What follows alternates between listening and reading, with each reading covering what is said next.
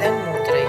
Життя доста довге розстояние, но мудра рука з пером умно і раціонально сокращає його, наповняє його смислом.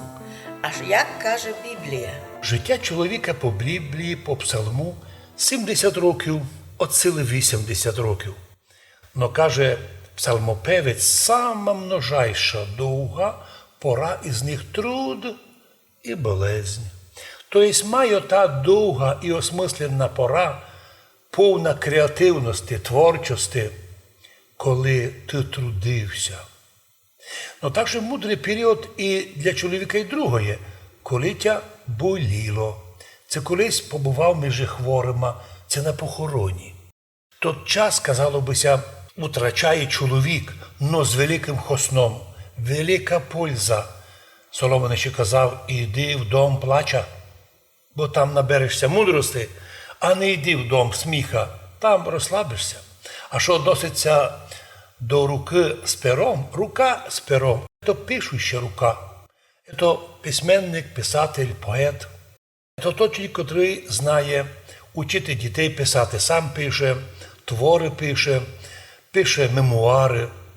Такі люди, для них завжди творче життя швидко йде, легко йде, немає ніякої тяжесті. От люди, котрі живуть у гріхах і беззаконних, вони такі тоді довгі дні, такі довгі часи йдуть іменно так, щоб життя наше було полі наповнено смислом. Треба навчитися і писати, і читати. Кстати, автор романа «Мастер Маргарита» указує, вкладає в уста одного з героїв. Написаное пером не виробиш балтою или топором.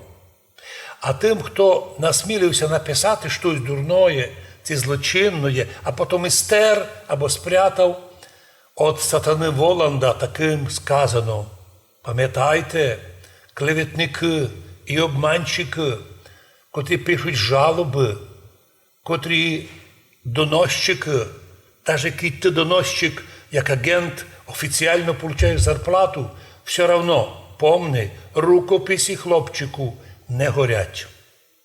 Недаром у базах даних, у архівах осталися мільйони доносів.